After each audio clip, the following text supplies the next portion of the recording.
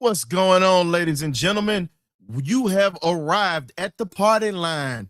You know how we get down. Like we say, you either get right or you get left. It's time to get right as we talk a little bit about the Falcons' victory and what does that mean for the future of this team. But before we go ahead and do that, what we need you to do is go ahead and hit that like and subscribe button on the way in. We got a special one for you. Y'all sit back and relax. This is the party line, y'all. Let's go.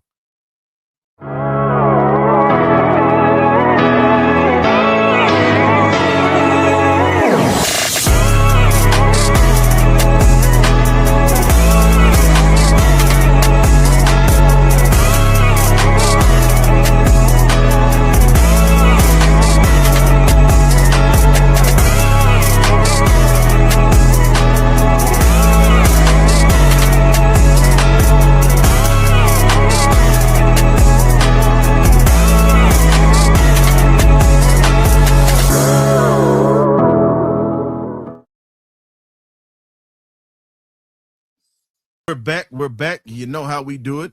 Like we say, you either get right or you get left, but we're going to go ahead and get it right. Man, the Falcons win 28-29. This was very interesting. And all you can do is just sit back and say, well, damn, this has been amazing watching this team grow and win as a club. But we haven't done much winning. But last night to get our lick back, yeah. But what I'm getting ready to do, I'm getting ready to open this thing up to everybody. I'm getting ready to drop the link in the chat. Y'all go ahead and tap in with us. But man, Kyle Pitts had a monster game yesterday. 3 touchdowns with over 111 yards. Definitely a great game. Bijan Robinson, 1 touchdown on the ground and had himself a night yesterday as well. And it seems like Kirk Cousins has found it all over again. This is just interesting. That's all I can say at this point. I'm definitely kind of questioning a few things, but man, this is something that you can't do anything but just shake your head at this point. It's amazing. That's all I can say. What we have going on with this ball club, this is just something that you just have to sit back and just wonder, when the hell are we gonna start getting this thing right? That's my thing. That is my whole question with it. But anywho, definitely appreciate you guys for tapping in with.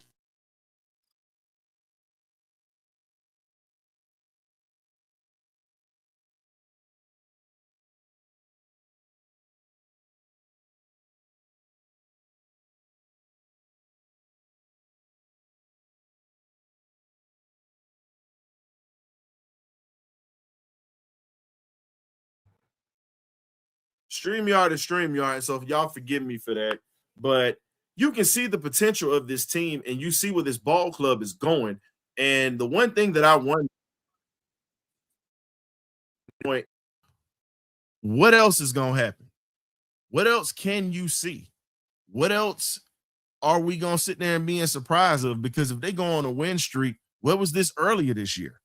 That's what I'm looking at. But like I said, I put the link in the chat. If you want to tap in with us, you definitely can, because we want you to come in and talk about everything else. But again, it is what it is at this point. So I'm looking at it from a standpoint of, hey, this is what we're doing right now. Raheem Morris' job possibly could be safe, but it is what it is. But all I can say is I'm just loving the fact that we're starting to see a little bit of change. But what's going on? We're starting to see a little bit of change and whatnot. And with this ball club, they just need to finish strong at this point. It's a disappointment, but they can play spoiler. We can't beat Carolina because they swept us, but we were able to split with Tampa and kind of spoil their season a little bit. So I'm okay with that. I'm definitely okay with that. And then you also have to look at it like this. We can actually, even though the season was bad, you can still sweep the New Orleans Saints at this point. That's all I'll say. You can still sweep the Saints at this point, and I'm with it. And all I can say is what we can do now is just embrace everything that has come along. everything that has come along with this ball club. And the thing that's come along with this ball club really at this point is a lot of hard times and a lot of things that make you question it, because you saw the potential plan. Even though Kobe Bryant got cooked last night, he still made some great plays and he held his own. And that was something that you got to give to the young buck.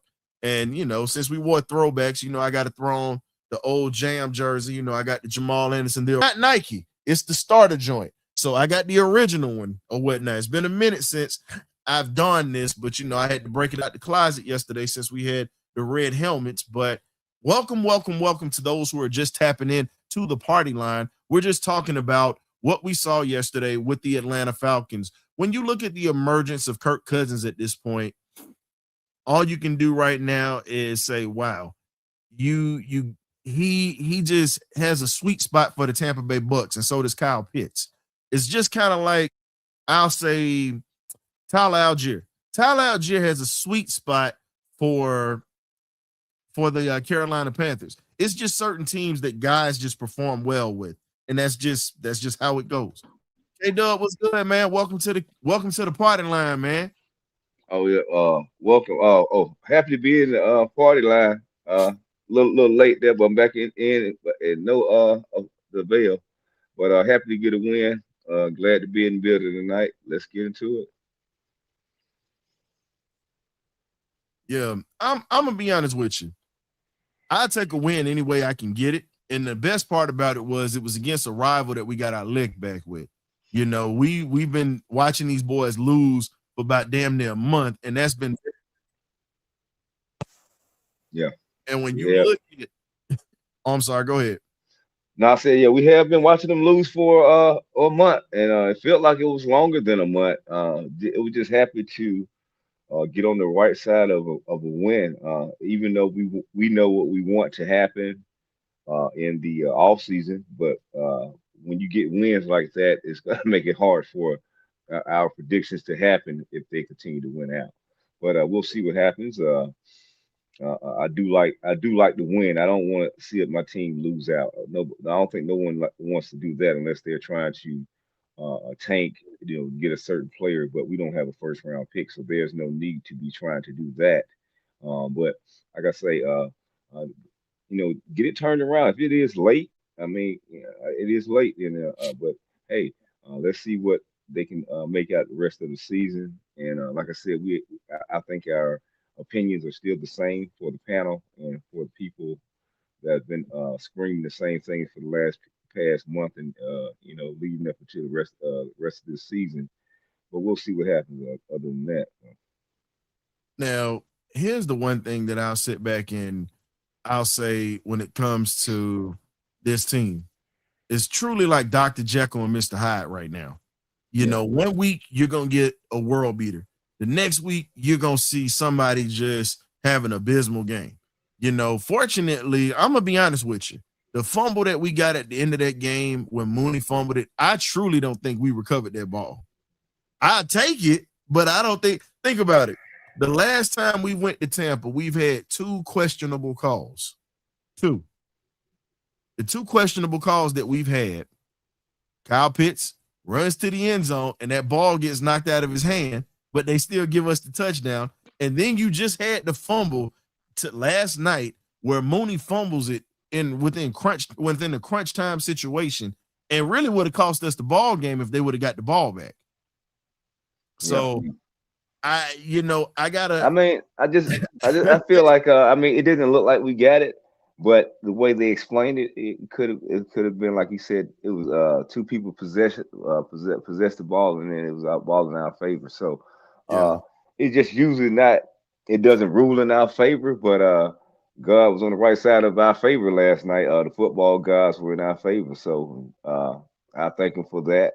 It could have easily went the other way with having that. I just never seen a football game. I don't remember in my Falcon watching football life, and it's been a while that I've been watching the Falcons, that we've won a game committing that many penalties. But I just feel like the football gods were in our favor, because I don't know how we got it done, but we got it done. And I would just hang my head on that.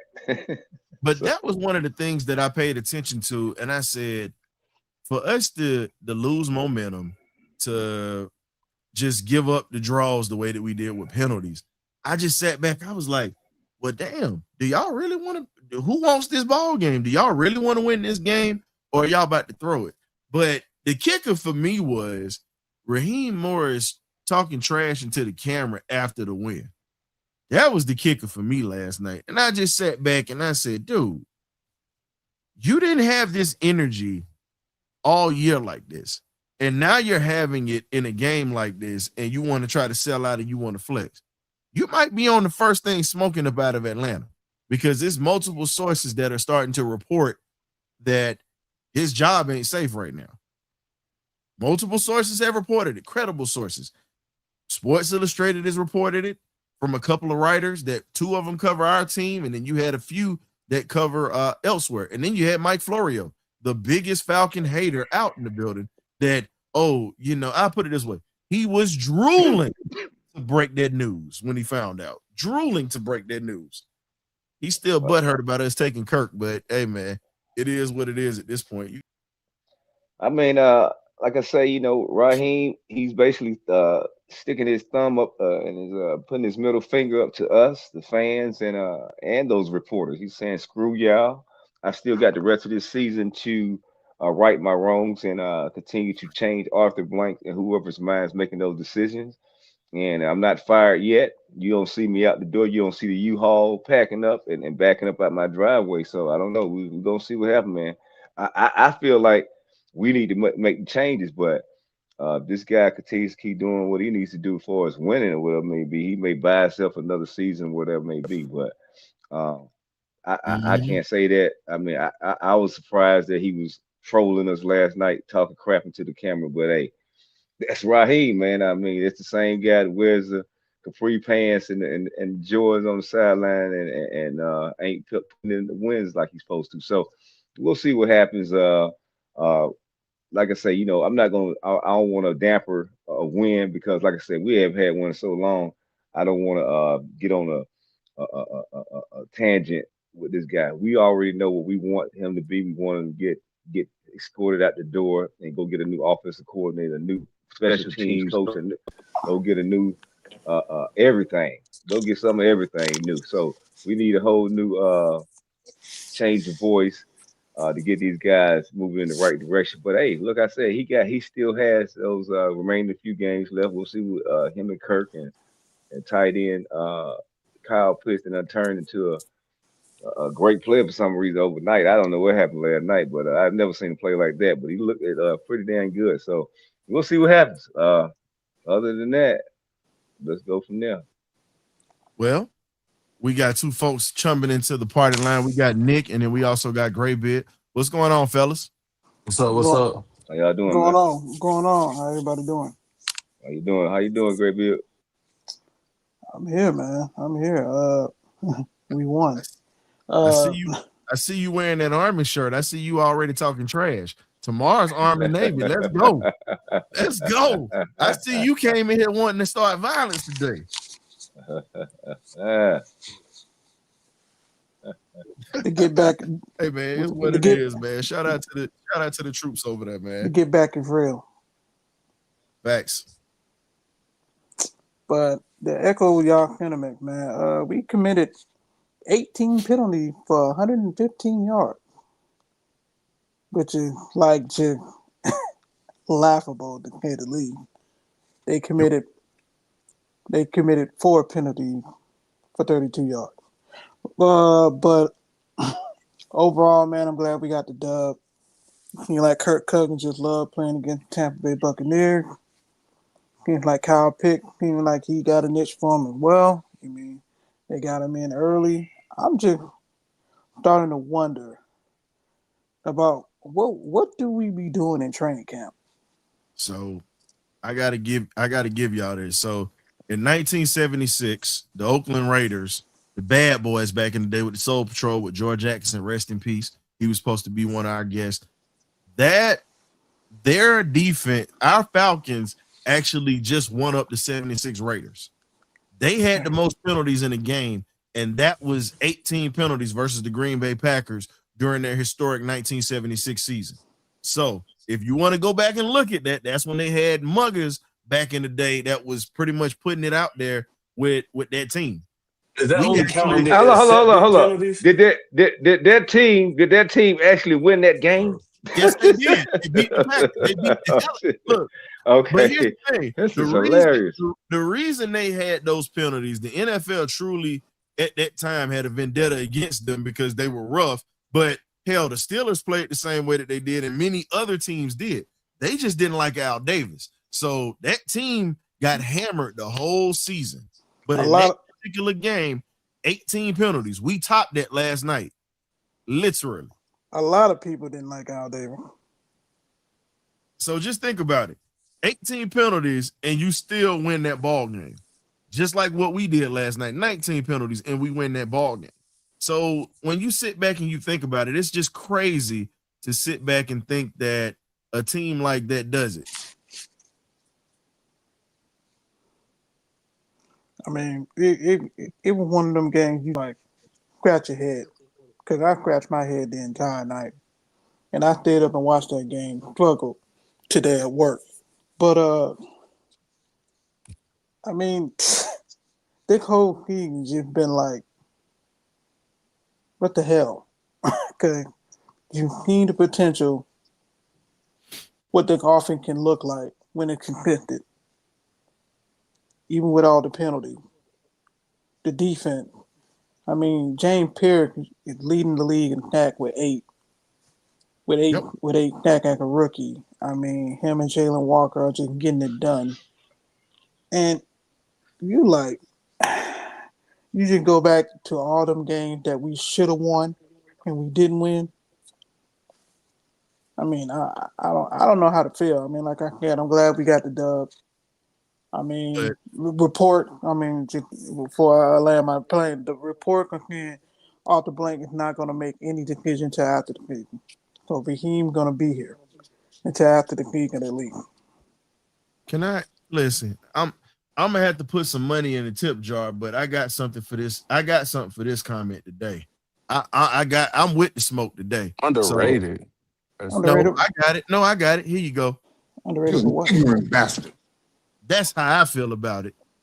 He's underrated. You know what? Play I got it again, Ryan. Play it again. Ryan. Bastard. Got that from New Jack City. Remember on the staircase when the old man? Remember when the old man went in there? Reverend Oaks, you in here too? Yeah, that's where I got that from. But he underrated for what? He's sitting there saying Raheem is underrated. Like I know he just trolling. He wanted you to just give him 5 seconds of fame. That's all it was, bro. No. Listen, Congratulations. We're in the party lounge, baby. I'm kind of taking it back to the old Blue Flame days when you had DJ Hershey on the tables. You know what I'm saying? Sitting there, quit peeking like you're geeking. So if you feel like Raheem, DJ Hershey. Wow. Yeah. I went old school for you today. Look, I'm rocking the Jam jersey. DJ Hershey was on the 1s and 2s back in the day at that time. Why not? DJ, hey, man, well, I'm gonna say this. I'm happy we won. I'm happy we won. You feel me? But like, I really don't know how to feel about this season because it's been so up and down. So like, it seems like as soon as I get excited, they let me down again. So I'm just trying to stay even keel. We didn't say get excited. It's enjoy the win. The season is over with. I like winning. I like winning, K-Dub. So when we win, I'm gonna get excited naturally. I like winning. So yeah, you know I'm happy we won. I'm just happy we won. But the season has we are mathematically eliminated. So all we can do is get ourselves prepared for next season. That's it. Well, I just want to keep winning, so the Rams don't have a high draft pick. You feel me? They're gonna get a high draft pick regardless. So here's the thing. We had an injured quarterback. That was the reason why Raheem started. Here's my thing. I'll provide the link for you. You can come into the chat and talk to us about it. We're enjoying the win, but we definitely want to hear what other Falcon fans have to say. So we definitely would love for you to come on in and just chop it up with us, man. No pressure. I mean, we're not going for your opinion. We understand this part. But the first thing you said now, when you say he was underrated, I'm laughing because that record says otherwise. But we haven't. And it's not only the record he has in Atlanta, it's the record he had before he got here. 24 games below 500. So here's the other thing. When you look at the stat sheet and the box score and whatnot, the one thing that you can't say, they actually showed up in the ball game versus the Bucs, and with the game that they showed up in, when you have the rookie having a night of his life, and then you're seeing that we're getting pressure up the middle, Onyemata's looking good.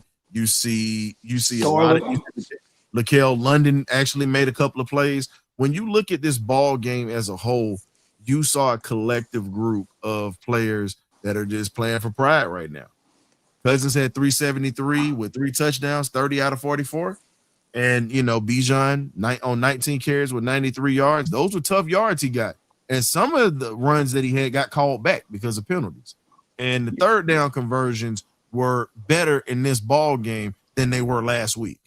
I mean, last Sunday. We still 2-11 though. Of course. I'm with you on that. I'm with you on that 3 balls and 2 strikes. Yeah. Better third down and fourth down. Yeah, stats aren't for losers. I'm with you on that. This is why we were saying that it's ridiculous when you talk about how he handles that situation. But we're not gonna make this about a Raheem show. He's gotten more than enough time off of us. We're gonna talk about the good things that happened in this ball game. We saw that Kyle Pitts actually, maybe the contract year. I'm not falling for the banana in the tailpipe. It's the money. Now, he had a hell of a game. I'm not going to take away from that. But the consistency has not been there. And before y'all start saying, oh, well, he didn't have a quarterback. Brock Bowers didn't have a quarterback. 3 different quarterbacks. And one of those quarterbacks was Pitts' quarterback. So, again, I don't want to hear the excuses. Gardner Minshew. And he still made Gardner Minshew keep a job, to be honest. And Gardner Minshew is garbage right now. But Desmond Ritter. Man, when that man had a game like that, he basically, whoever making them decisions, making a hard decision, they're gonna keep him. I wish he didn't have that game, but it's out there now. But what's hard? But his thing, what's hard about it? Because he's gonna be. I'm not making a decision. I'm just saying whoever makes the decision. I'm asking, like, when you say making it a hard decision, here's my thing. It's kind of like the kid that has all of the. How can I say it? It's kind of like the kid that makes all F's throughout the whole year, and then he brings an A+ home on his test, knowing that he could have done this long time ago, and he chooses to do it now and wants a reward for this. Dude, I'm not gonna reward you for one damn game. No, we needed to see this more often. Too many drops. But that's your opinion, Mr. Historian. I'm just saying you're that's right. your opinion. That's what I'm trying to get. But what's not opinion is he had a hell of a lot of drops this year too. That ain't opinion. Yeah. That's fact. Yeah. I'm with you. I'm with you now. I'm just trying to play. I'm with you. I'm on your side, but I'm trying to play. I'm just playing devil's advocate. But my thing is, we've been in a situation like this before. With Devontae Freeman, but banana in the tailpipe. Oh boy, that was a hell of a banana in the tailpipe. So at the end of the day, do you feel as if that could be a situation like that? Because think about it, you got to pay Drake coming up this year. Then next year you're gonna have to pay Bijan. It's a lot of folks that you're gonna have to start divvying up funds to at this point. And do you put funds on the tight end right now? Well, here's the thing with Devontae Freeman. He was producing before he got paid. And on top of that, he was one of the key components for us making our Super Bowl run. But regardless, when he got paid and he had the concussion, yeah, him and Tevin Coleman were a force in that backfield, in that offense. What happened when he got his money? He got injury prone. So that's the thing. I wouldn't say just injury prone either, bro. You got to look at the fact that he wasn't playing as hard. And the fact that he was getting concussion. I mean, Warwick Dunn had that conversation with him and told him, you got to learn how to preserve your body and learn how to not take as many shots as you were taking.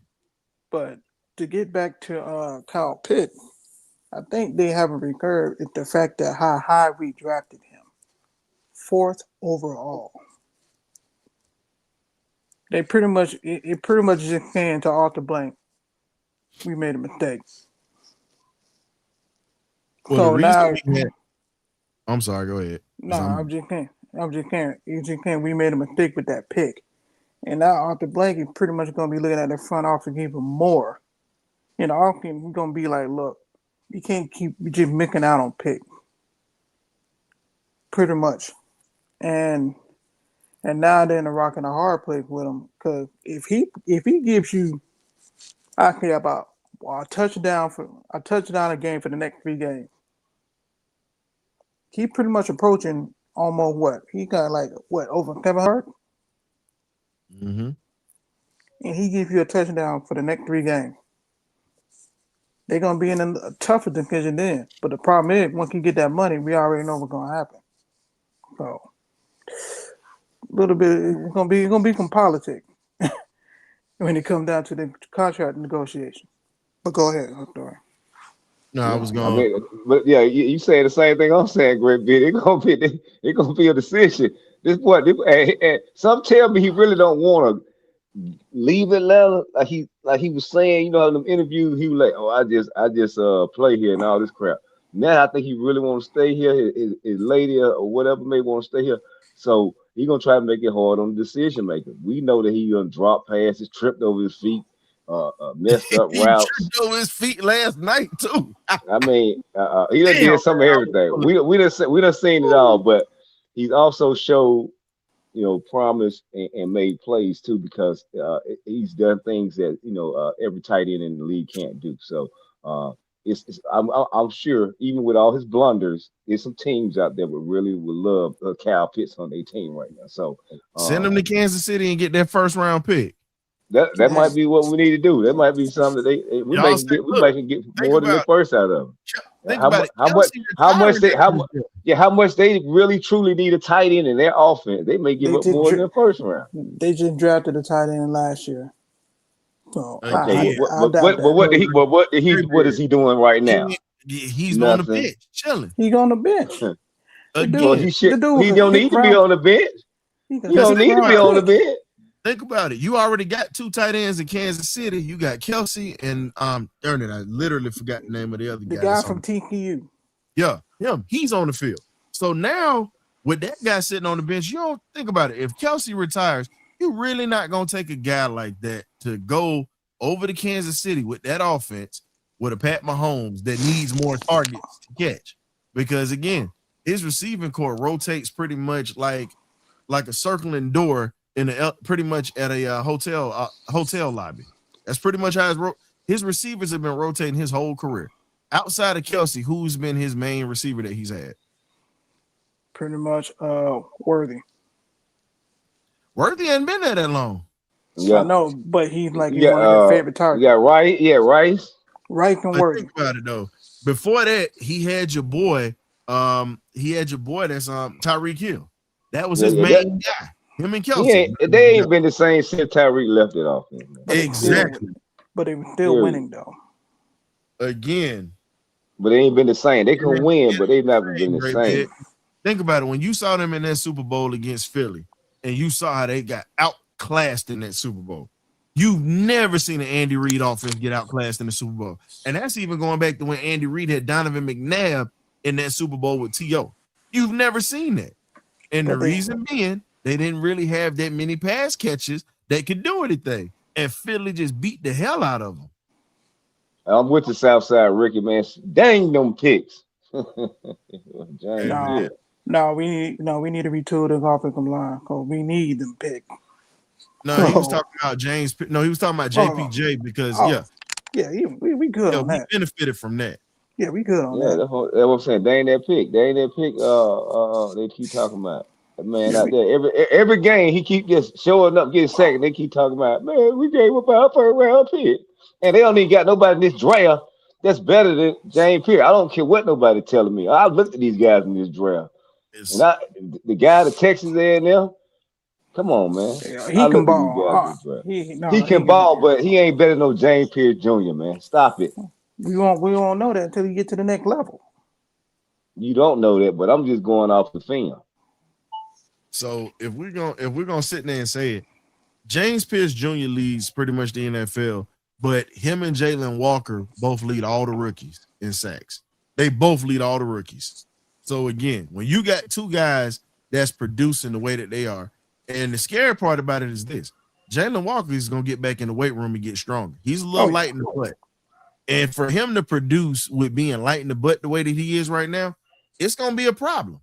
And if you looked at it, he set the edge last night a lot. Pay attention to it.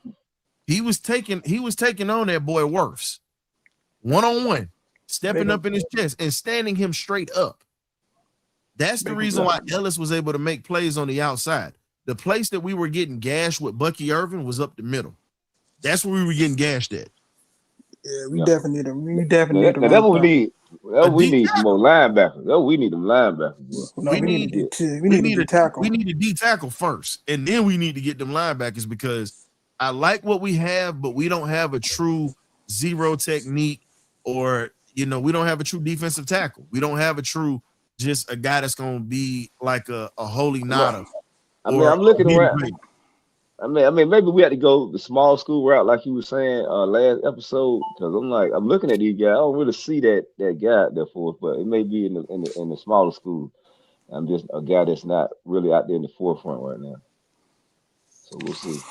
I mean, overall, I like the way Kirk was willing and dealing last night. Except for that one. Pretty much, it could have been off-getting penalty with that intentional ground because they face masked the hell out of him. But that's no here, no there. I'm just trying to figure out why Dak Robinson can call an offense with Kirk, but with our young quarterback in Penix, it's like that. I don't know, man. I'm just trying to. I mean, you got to also. We were also dealing with this guy's a 14-year veteran, man. It's just like me being in the kitchen, and I got a young guy that just came out of culinary school. Come on, man. It's the same thing, man. I get that, but still. I mean, that's how you got to get it because I've been doing it forever. I can do this. I can cook in my sleep. You got somebody coming out of culinary school asking a million questions. It's the same thing, man. It's the same thing. It also, I was thinking about this today too when I was looking to 92.9 the game, and they were projecting like maybe we should have just started Kirk week 1. Mm-hmm. And he would have and probably would have been like, Penix, you're not quite there yet. I think he still needs some time to grow and develop. You think we should have went that route? I'm gonna say I'm gonna be honest with you. With the quarterback situation, you got, like you say, with Penix, you got to bring somebody in here that's going to be able to tap into his potential. That goes on the front office. That goes on the front office for giving him an inexperienced OC. Now, I get why they brought in the veteran quarterback. Makes sense for him to learn. But last year, watching Kirk get hurt, threw everything off, and he was forced into that spot where he had to go in at that point. And with all the drama that was brought into last season, you pretty much had you had no choice at that point. You had no choice. And then you put him in the situation this year. Unfortunately, he got injured and he's done for the year. He had some moments during the season that were good, and then he had some moments that could be, I'll say this here. You turn wounds into wisdom. I'll say that again. You turn wounds into wisdom. He had a lot of wounds this year. A lot of wounds. Now, once he gets back off of rehab and he gets situated, you have to turn that into wisdom because Kirk's going to be gone pretty much after next year, and he's going to be the guy. We got to prepare for this, and we got to get him ready. But as I said before, you've got to bring in some competition to push him to be great. Yeah. And you have to have somebody ready to go in case he's physically not all the way there yet. You get what I'm saying? But I'll start with him getting some coaching, like a competent quarterback coach. and whatever, because he like you can bring out his potential and understand like, hey, this is what you need to work on and whatnot. Because there's no doubt in my mind, this man gonna come back, and when I'm calling it right now, this man gonna win comeback player of the year. Because I'm telling you, he's gonna be a fourth in this league. The question I mean, is I stamp that. okay. But the question I have is this, because I need to see how he comes back off of the injury. Right. I'm not going to put a prediction out there first. I'm not saying he's not going to do it, but I have to see it because you're talking about a guy who went through multiple injuries, season-ending injuries, and that's hard to do. You get what I'm saying? It's tough to deal with one, but you've dealt with 3 knee injuries. How does his mental makeup go now that you're at another level now and you got to prepare for this? Not saying he can't do it, because you can do all things through Christ who strengthens you. It's just what it is. You can prove everybody wrong. But the human element of this is what I'm worried about. Yeah. It's not about him working hard. It's about the human element of being able to trust his body and just go. Because he's got the arm. No, yeah, the arm ain't the problem. Not the arm, not the problem. It's just the fact that go ahead, Kato. I'm sorry. No, I'm just saying. I mean, we're gonna leave him out there. We're gonna wish you the best, Penix. I'm not gonna even speak on it. Let's go ahead and get your rehab going, man. I ain't gonna put no timetable on it. We ain't gonna say what you're gonna be when you come back. We just gonna say, wish you well and get better, man. That's it. I'm gonna leave that alone because it's a touchy subject, man. That man trying to get better and get himself back right. It don't matter how many surgeries he had, he was able to overcome all that and still get selected 8 in the draft. So he's been through a lot of adversity, more adversity than we've been through, and a lot more surgeries than we've been through. So who are we to say what this man gonna do? So I'm gonna just say we don't know what his body's gonna do and how his body's gonna react. I'm gonna leave that alone. Fair enough. I still got to see it, and I'm just there. I'm saying I believe he can do it, but I got to see it. I'm not gonna sit there and just put blind faith into it because, again, I need to see that, but we need to prepare again and be prepared so we don't have to scramble around and try to figure it out. Because no. I mean, I was just saying, because right now we got a serious deficiency with depth on this team. Oh yeah. Oh no, I still believe that the franchise need to do what we need to do for us, bring in an established veteran that's cheaper than the Kirk Cousins option. I mean, if Kirk Cousins was a cheaper option, if we could get Kirk Cousins on a dime dozen discount, hell yeah, we bring him back next year. But guys, look how much this man wants, and he always gets paid. We need to let him go and find another replacement that's a little younger and a little better option, and actually fits what we're trying to do with Penix also. So this person, whoever this other quarterback is, can compete with Penix like the historian is referring to. So he'll fit the future of this team instead of just the right now. You know what I'm saying? Because I'm just Kirk Cousins. Go ahead. I'm sorry, Greg. No. Go ahead and land your plane. No, but no, that's all I was saying as far as bringing. I want the organization to do what we got to do because we don't know how long that rehab is going to be. We truly don't. So, so we don't salvage our season next year. We have enough talent, and like I said, some of these guys. I know we got contracts coming up, but if we can't get a deal worked out, we're gonna use that old school franchise tag. Your ass ain't going nowhere, boy. So I don't care who thinks they're leaving. We're gonna franchise you. We're gonna keep you here, and we're gonna try to figure it out and get these guys, kind of keep this thing going. And like I said, it's quarterbacks out there. We just got to scour the market and find a quality veteran, other than Kirk Cousins, because we stuck with Three Kirk. balls and 2 strikes just brought up something. He said Penix won't likely run when he returns. He'll be a pocket quarterback. True. I mean, that's mostly what he did now. I mean, he's doing that now. It's not like he wasn't doing it already, fam. He became a pocket quarterback once he got hurt the second time in Indiana. He changed his whole game. Hey, he only ran when Wilkinson gave up the draws. That man Exactly. don't want to run. Are That you man kidding ain't me? trying to mess up. Look, he just blew out his knee again. You really think he want to go through this again? No, he Oh, now ain't gonna He run. ain't, know hey, this. look, man. He ain't been a mobile quarterback since he was in Indiana, and then they showed him. They said, look, you gonna learn today. So he already learned today.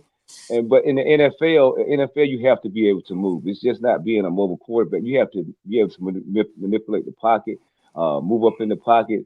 You got to be able to just move. You don't have to be able to just scramble for 30, 40, 50 yards, but you have to be able to move in that pocket because the pocket is always collapsing.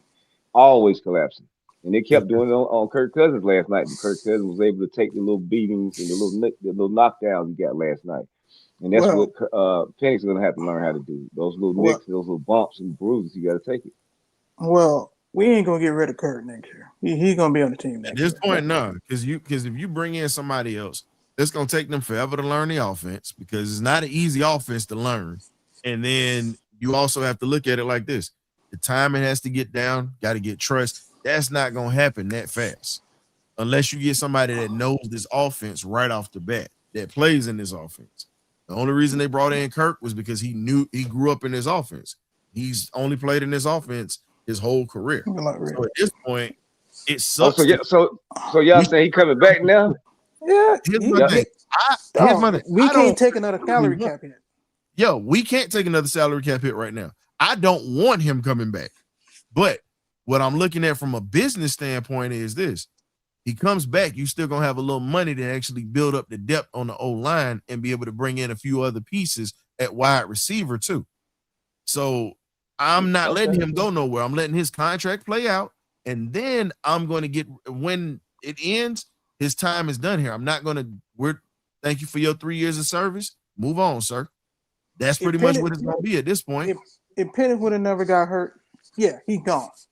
But now that Penix is hurt, we hurt for another year. Yeah, we can't. Yeah, we can't move on from Kurt. But my question is, he already here now. He don't get paid, so it is what it is. I'm just trying to figure out where y'all feelings are. And here's the thing. You can't rush Kurt. And here's the thing. You can't rush Penix to come back. I know he's going to be itching to play, but it's like, hell no, son. We're not bringing you back until we think you're ready to come back. The hell with that. Because now you wanting to play, and if you're not up here right, my job is on the line. I got a mortgage. I got a kid I got to put through college. This is my job. I know you want to play, but now, son, I'm not gambling my mortgage on you. No. We already took a chance. I don't believe they're rushing back. He had reconstructive, so I think he'll take his time coming back from that. Man, here's the thing. RG3. With RG3. That's all we'll say. Raheem was on that staff when they rushed RG3 back and his knee was gone. I don't trust this dude. I already don't trust, but I'm definitely not gonna trust him because again, he was on that staff and didn't speak up when they knew RG3 was jacked up. Now here's my question. And that killed his career. Yeah, it did. Here's my question.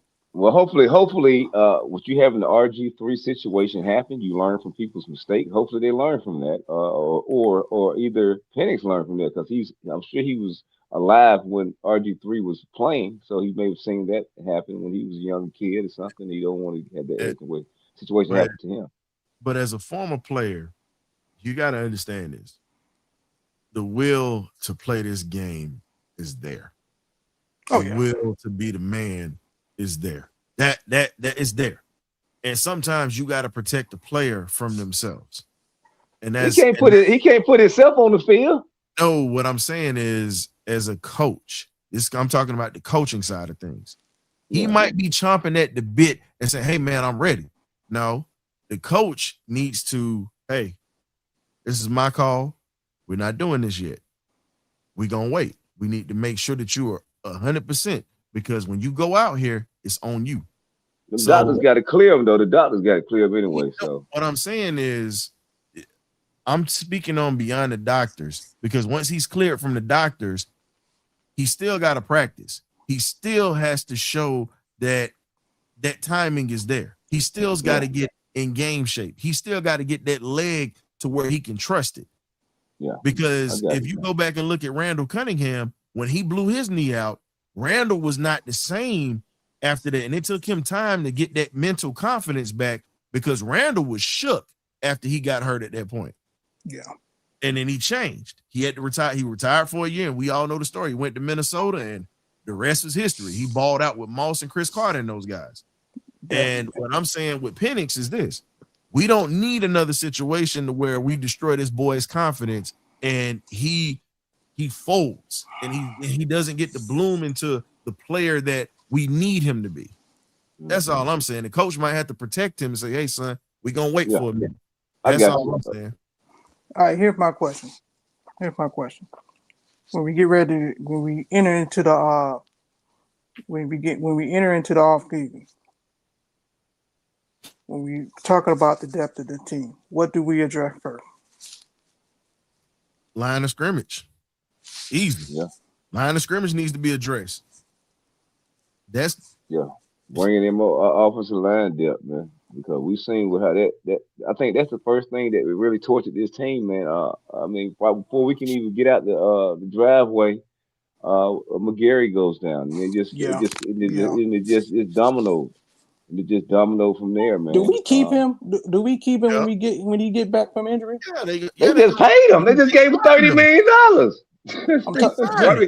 They gave him $30 million like a week before he got hurt. Thank you.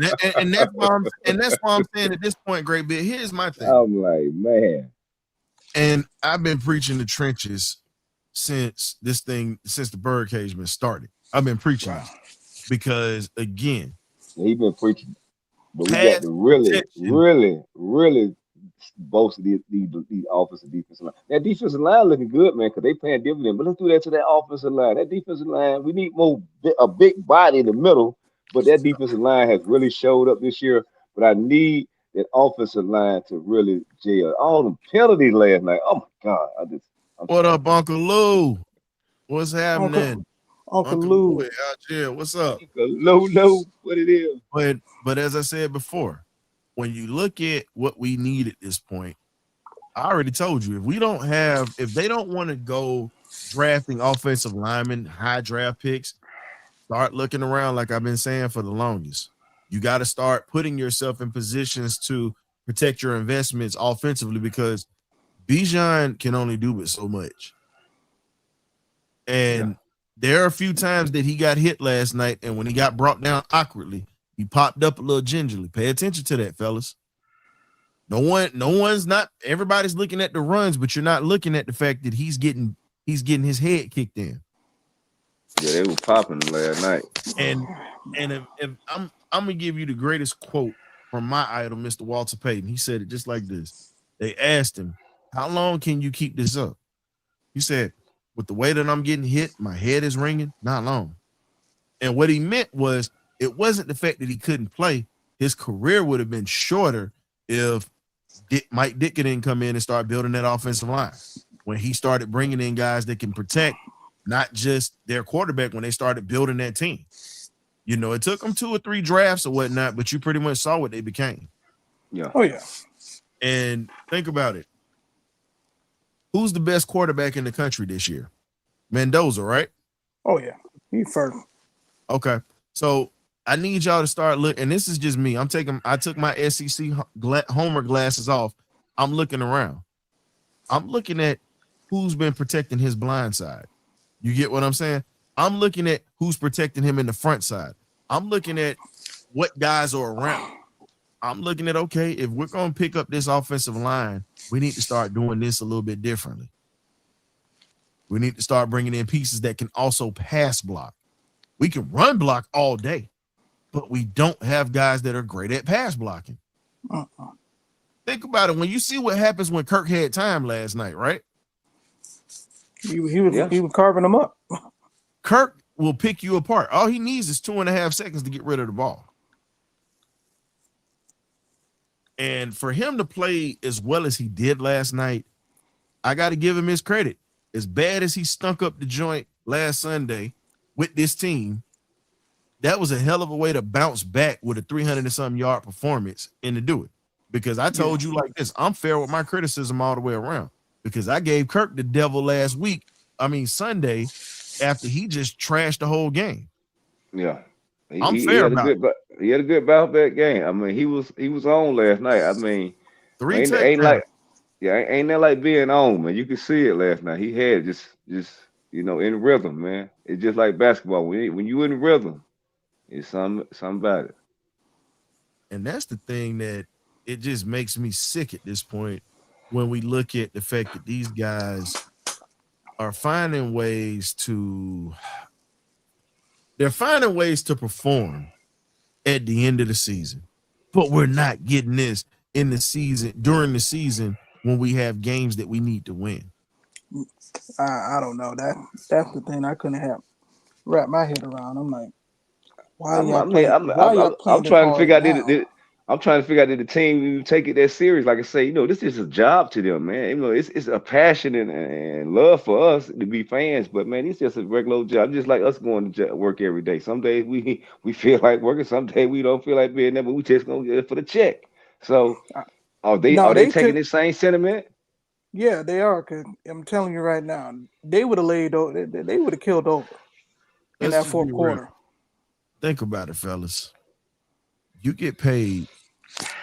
Everybody's not going to get paid millions of dollars at this point. It's levels Yeah. to this. A guy's getting paid. But the guys that are getting paid the millions are the ones that everybody's looking at. You're looking at your top paid players. Then here's my thing. If you're willing to pay me $250,000 and above, because minimum is what is it, 75,000? That's the league minimum or whatnot for guys, 60, 70,000. No, I Might think be a a little bit little less more. than that. No, it's more than that. It might No, I'm it's saying, like you talking about for the like yeah, the I'm saying you got taxi squad guys, and then they you got make like 200,000, something like that. some. Yeah, It cause depends. They some thousandaires. They some thousandaires.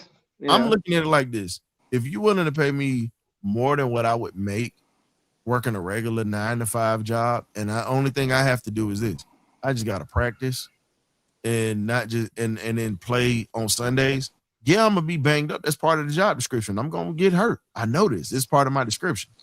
If I'm paid just to play a game, I'm not going to school anymore.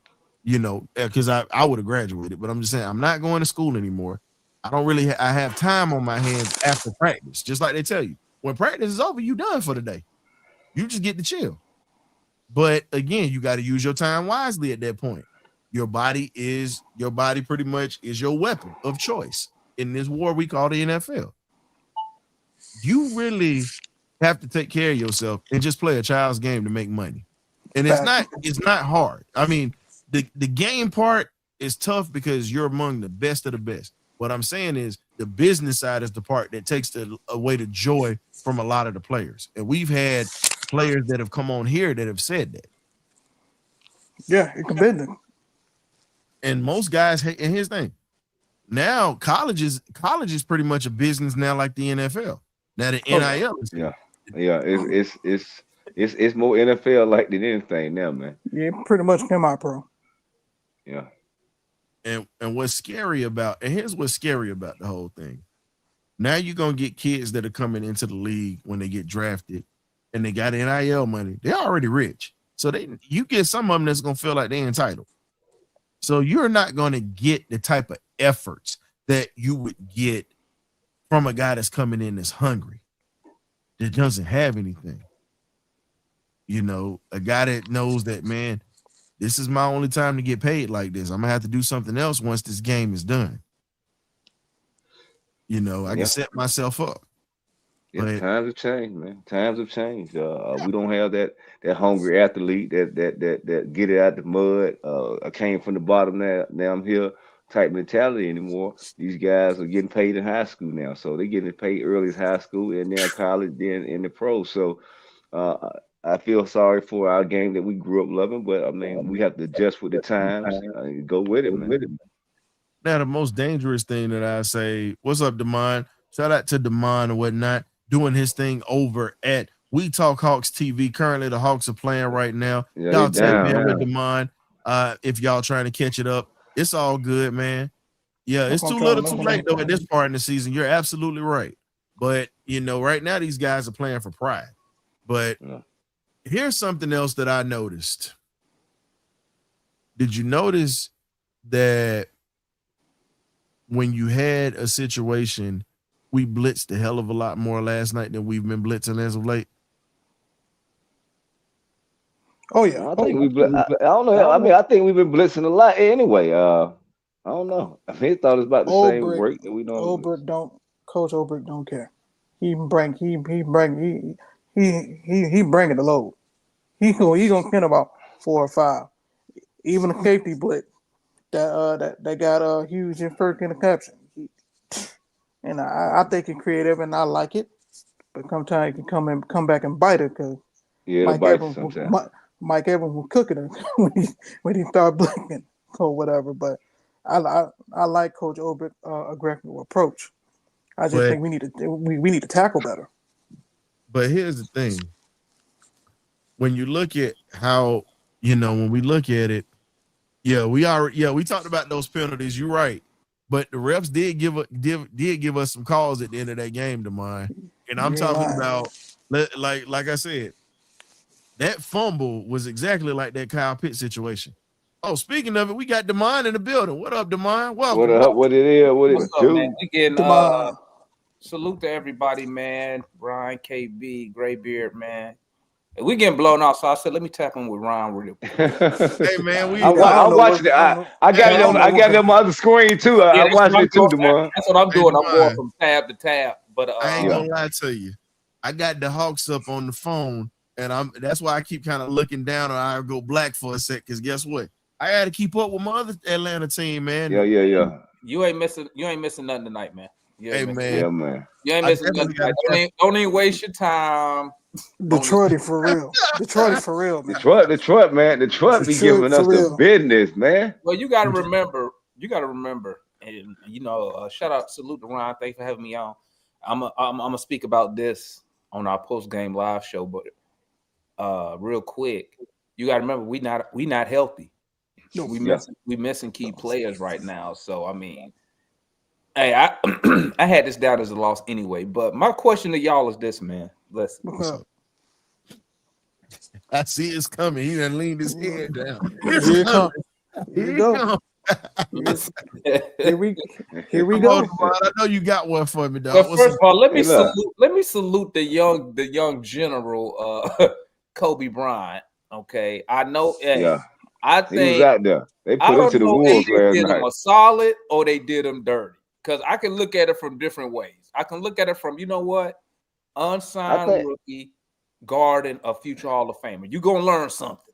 You're gonna learn something today, boy. First ballot. He can first ballot. You're gonna learn something. On that one play, he played it perfect, man. Mike Evans like, man, I will still catch this ball. Mike said, no, son, I've been doing this for too long. And and I was telling my homeboy, man, that stuff like that's only stuff you're gonna learn from experience. Now he gonna know, let me get my butt in the weight room, get strong wherever I need to get strong, so I don't get the ball taken away. So salute to the young general. My question to y'all, hey, how come Raheem, and maybe I missed it, why he didn't put old boy on Mike Evans? Nah, they were looking for him. They were picking on him.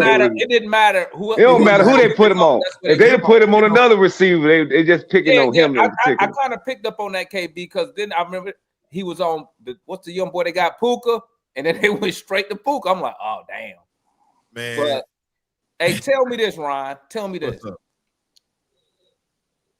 As a former player, how do you think Kobe Bryant was feeling when he realized they actually picking on him no matter where he goes? And it seemed like at the beginning it wasn't nothing he could do. I know how he felt because guess what? I got baptized by fire the same way.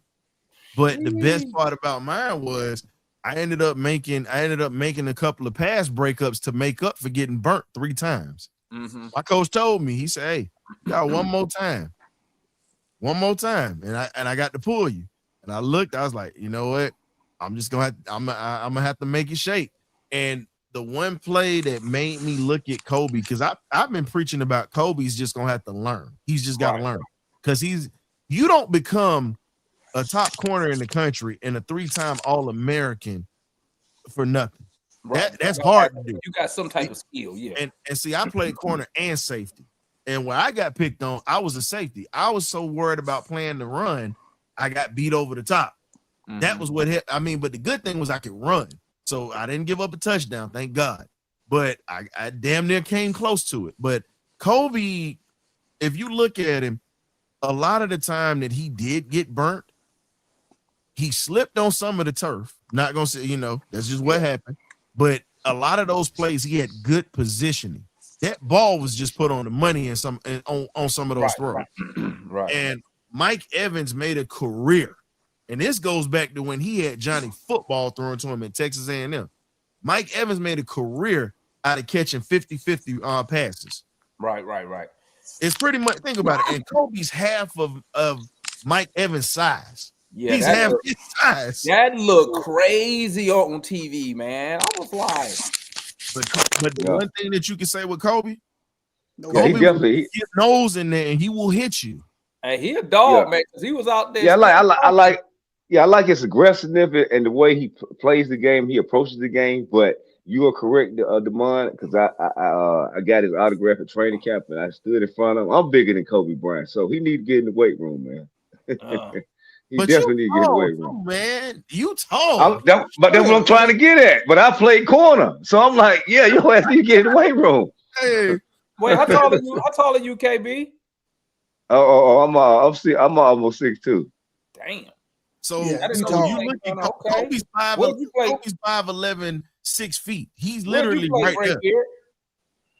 Who? Graybeard, you play football? Yeah, I played football. What was your position? I played tailback and linebacker. Okay. Yeah, I like to hit people, man. I like to hit people. Short and I am, I like to hit people. But but my question to y'all, hey, did this buy Raheem anytime? I hope not. No, I'm just be real with you. Even with this win, it still does not buy him time. What if we went out? You literally have pissed away this season. see how he paused right there. Demond, that pause right there. We don't know.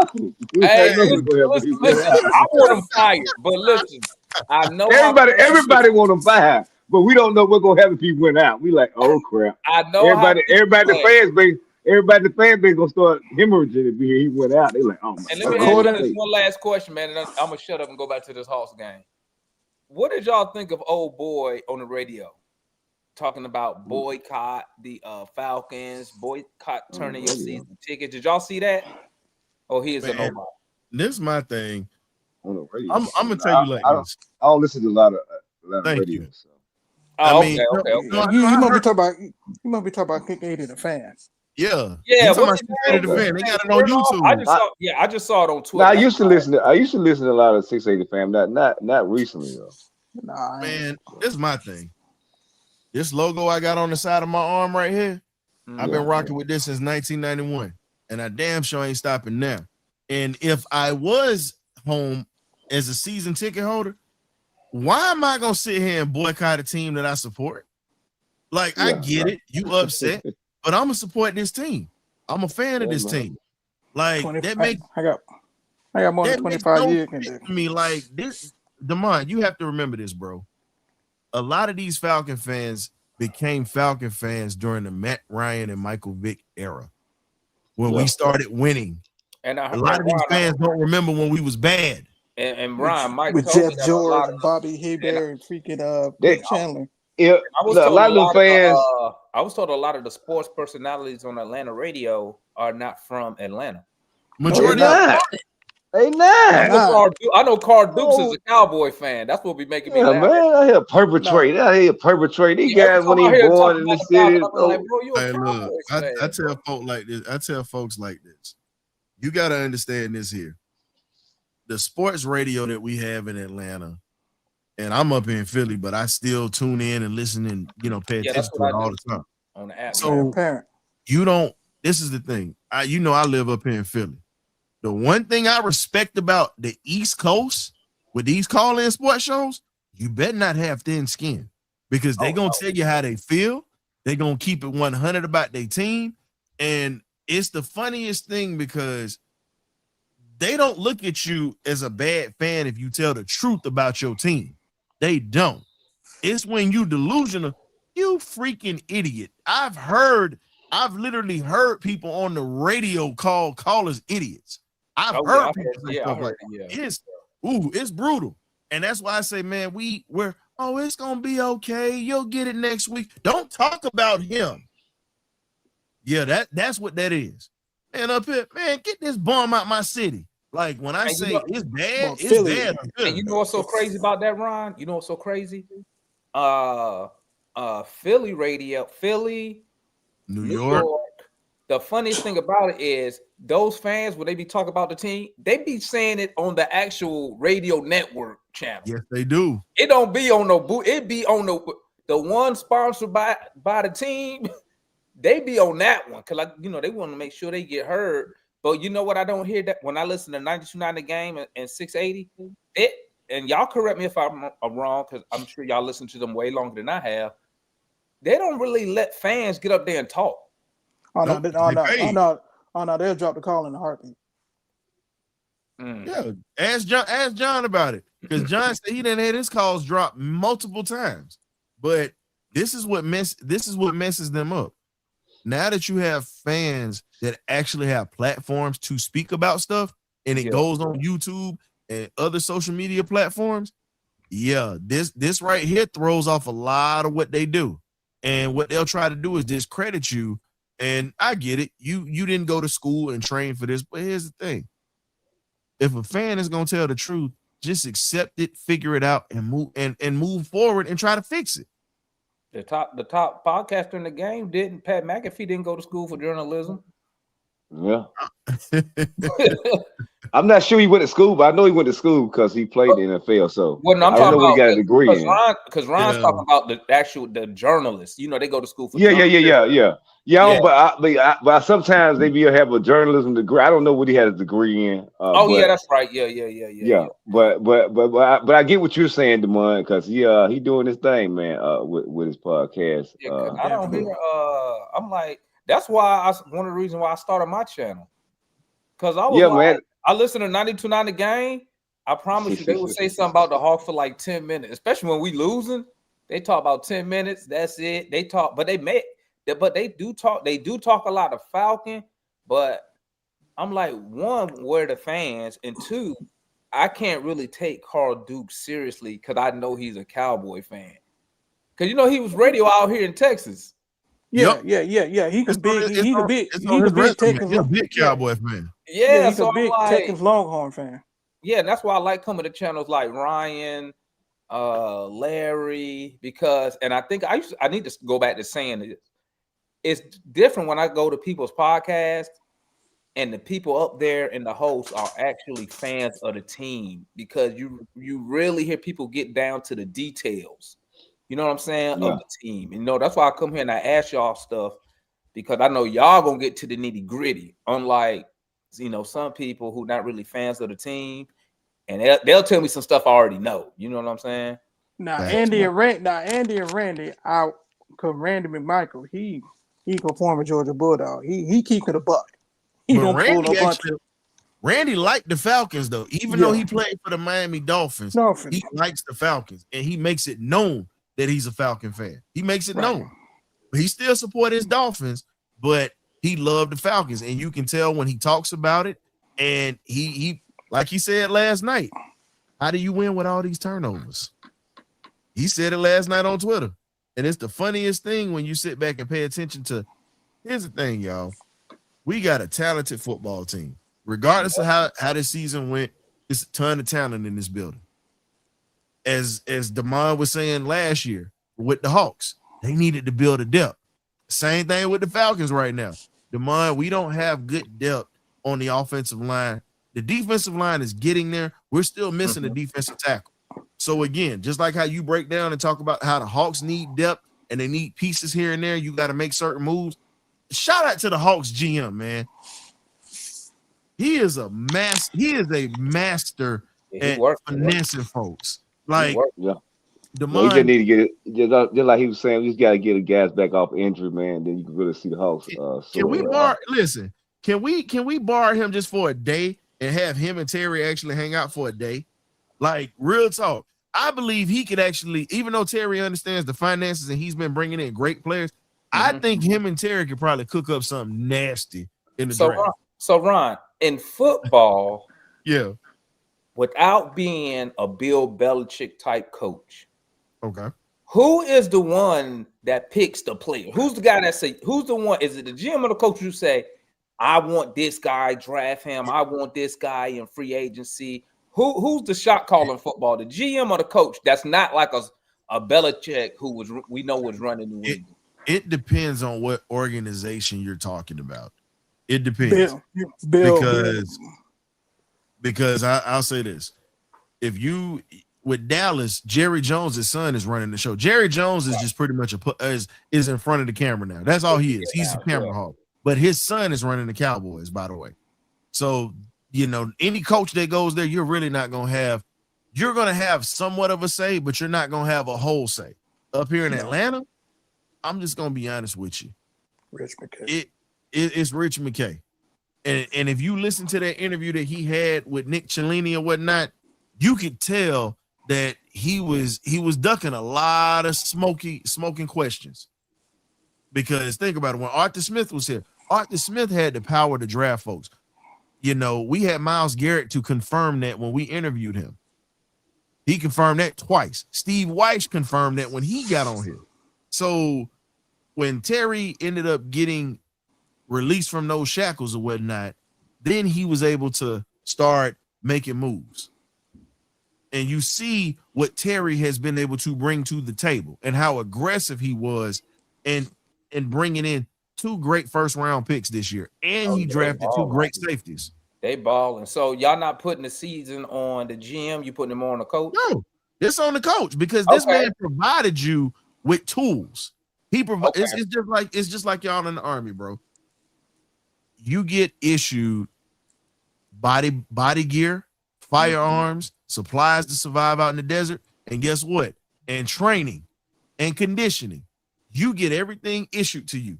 It's up to whoever's in charge of y'all to put y'all in a position to do your job. And guess what? We haven't done that in Atlanta. I do not admit them RFR issues neither.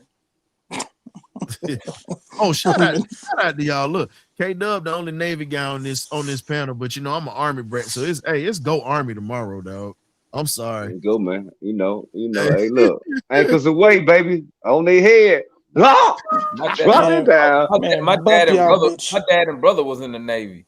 That's what we're talking about. Let's go now. And bump you midshipman. And tomorrow we also got the Celebration Bowl tomorrow between Prairie View A&M and South Carolina State, 2 HBCU powerhouses that have, matter of fact, whether y'all realize it or not, take them out to the deep end. Take them out to the deep end tomorrow. So I got to give a shout out to Mr. Damian Mitchell because we don't get the legendary Jim Mitchell, who should be in the Ring of Honor. Stop discrediting this man because Julio and all these guys had to pass him to get into that Ring of Honor. So Jim Mitchell he caught our first playoff touchdown in Falcon history. He caught it. But before that, he was who you think Tony G was. And he converted from being a running back out of Prairie View A&M to being a tight end. Big and fast, Demond. And literally he's one of the best to ever come out of that school. There's been a ton of ball players to come up out of there, but he's one of the best. And Atlanta has yet to do right by this man. God rest Mr. Mitchell's soul, but he's one of the best to come out of there. And then you look at South Carolina State, that's the black linebacker you. All them linebackers that have ever come through the league, the last one was your boy Darius Leonard, who played for the Colts. Well, and that was Atlanta sports is cursed, man. No, I don't know what organization it is, but they done somebody dirty, and they need because it ain't no way the city should not have your basketball team don't even have a finals appearance. the football team 0-2 in the bowl. I mean, hell, the Atlanta Dream even tricked off an amazing season this year. I know. I was like, I couldn't believe it. I Don't said, even man, talk you about tricked it that, off. bro. That hurt. No comment. I'm just like, bro. I mean, salute to the Braves and the Atlanta United. and United, but I mean, like, even with the Braves, you could put up an argument like they should have more World You Series. should have 6 championships with Atlanta right now. Yeah, like it's crazy. Like I tell everybody that I said, bro, one of these organizations did something, and we need. I'm thinking we did something. It was a deal made in decades ago. Hey, we're gonna have the music industry, but we ain't gonna win nothing in sports or something. I don't know, man. I'm gonna be honest. Okay, question for y'all. Since we gonna wrap this up in a little bit, but here's a good talking point, and this is gonna be something we're gonna bring up in the next show, but I'm gonna do it now. Some of it now. If you had the choice, you got blue pill A and you got red pill B. The blue pill, you have all the success in the music industry. Everybody respects this city. Everybody respects the music, the culture, and all this here. Or you take that red pill, which is B. You have multiple championships with all sports in this city. B, give me the red. Yeah. We done seen the other pill already. Yeah, you know why? Because people remember winners, dog. Like they remember winners. People still talk. I mean, correct me if I'm wrong.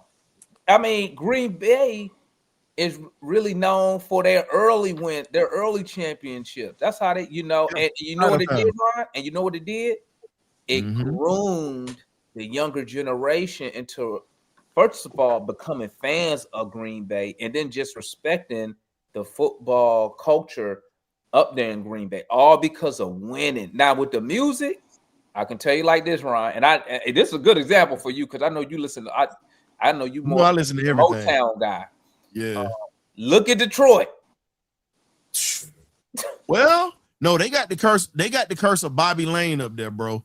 Think about it. They was a king of. That's what Motown was at one point, the powerhouse of music. Now look at them. The songs you remember, but the area. Yeah. Nobody really looks at Detroit no more. Even for That's a good analogy because that's a good analogy because you ride around Atlanta, a lot of these places now, that was thriving, 20, 30 years ago, man. It's sad when you ride around some of these parts of Atlanta now. But when you win those championships, dog, when you win them championships, you get arenas built, statues is up. I ain't think about it like that. That's good. Everybody's loving it. When you have your kids is instantly diehard Atlanta because guess what? When they born, you winning. Let's be real, Demond.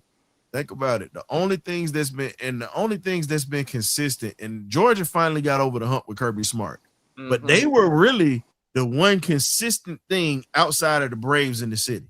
Georgia's in Athens, but it's a lot of dog fans in Atlanta. But what I'm saying it's only an hour away, man. We're gonna claim Athens too. so what I'm saying is, when we talk about everything being held down, you see the Braves done held the city down with 2 championships. Should be more, but they got 2. The soccer club ain't been in the city. They haven't even been here a good 10 years yet. And they got a championship, and they've got multiple playoff appearances.